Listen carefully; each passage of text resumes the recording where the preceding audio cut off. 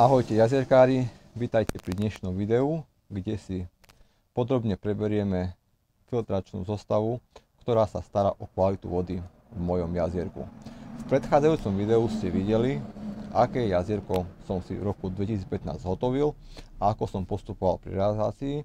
Ahojte, volám sa Ľudovít Šimčák a som majiteľom firmy Jazierka Šimčák. Ponúkame komplexné služby v oblasti jazierkovej technológie, jazierok a jazierkových rýb. Zároveň máme aj vlastný e-shop, v ktorom nájdete širokú ponuku produktov na zhotovenie a servis záhradného jazierka.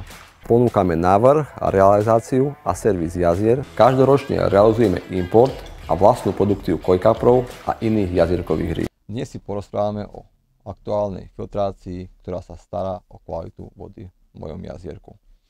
Momentálne mám v jazierku nainštalovanú jednu novú vpust a jeden skimmer. To znamená, že do jazierka mi cez dve 110-kové potrubia vstupuje voda, ktorá vteká do bubnového filtra, v ktorom je uložená ponorná UV lampa s výkonom 55 W, čiže mám necelé 2 W na kubík vody, čo mi bohate stačí, pretože sa jedná o ponornú UV lampu.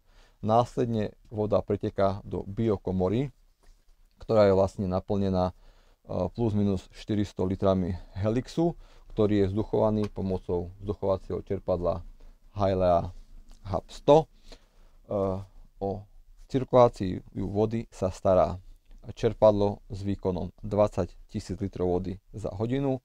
Za čerpadlom je umiestnené Y, kde rozdeľujem, koľko percent vody tlačím pod hladinu do jazierka a koľko percent vody tlačí čerpadlo do potvojčika, a počas sezóny si to nastavujem tak, aby sa mi extra voda neochladzovala a aby som v podstate mal zabezpečený dostatočný prietok vody cez filtráciu.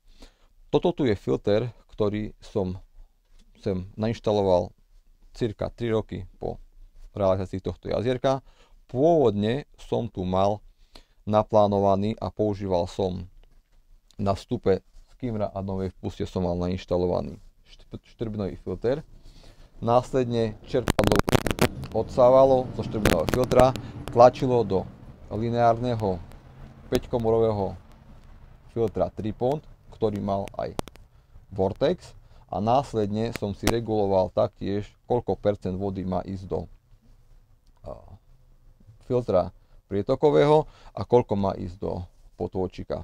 Tým, že som potom sa rozhodol, že do jazierka umiestním väčšie množstvo väčších rýb, a tak sa krmná dávka zvýšila na cirka v sezóne na 1 kg krmiva denne, čo je dostatok. Používam kvalitné japonské krmivo, takže rybám sa darí, ale samozrejme to krmivo treba z tej vody aj vyfiltrovať. Tak som sa rozhodol, že prejdem k bubnovému filtru, a za bubnovým filtrom už som nevidel zmysel, aby som používal 5-komorový lineárny Tripont filter s Vortexom. Tak som nainštaloval biokomoru v objeme plus minus 1 m3, ktorá je plus minus na 400 litrov helixu, čiže nejakých 40% z objemu nádoby je naplnená helixom, ktorá je poriadne vzduchovaná. Takže toto tu je aktuálny stav. Čo sa týka kvality vody, voda je celoročne priezračná, čistúčka, ryby pekne rastú, darí sa im, mám tu pekné prírastky, niektorá ryba spraví za rok 25 cm, niektorá iba 5, samozrejme záleží to od mnohých faktorov, ale môžem vám garantovať, že táto tu filtračná zostava sa mi bohate stará o kvalitu a vody a o zdravie rýb. Ako som spomínal, do jazierka mi vstupuje jedna nová vpust, jeden skimmer, ktoré sú napojené do tohto bubnového filtra. Následne z bubnového filtra voda preteká do tejto veľkej biokomory, na konci ktorej je umiestnené čerpadlo. Vidíte tam aj jímku na okolitú vodu, aby mi nevytopilo šachtu, pretože sme tu dosť nízko a pri väčších zrážkach sa tu nahromadí voda, takže chcel som to mať úplne bez starosti. A voda následne pomocou 63 hadice je transportovaná či už do potvojčika, alebo je tam jedna rúra, ktorú nie je až tak úplne vidno, ktorá je nasmerovaná nejakých 70 cm pod hladinu jazierka, aby som v podstate mohol čo najdlhšie filtrovať ak tu ešte ryby v zime boli. Čiže toto tu je nejaký aktuálny stav, keď je strojovňa otvorená.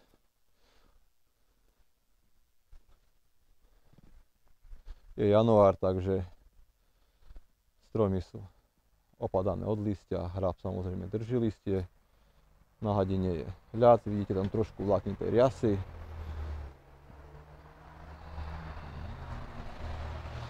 Terasa je urobená z nerezovej konštrukcie, na vrchu je drevo bankyraj a potôčik je tuná. Vidíte, rastliny som ešte nestihol orezať, ale tak to urobím teraz v priebehu zimy, aby som mal na jar všetko spustené a pripravené. Ak sa vám moje video páči, prosím vás, dajte mi like, kliknite na odber, aby ste mohli sledovať aj ďalšie moje videá.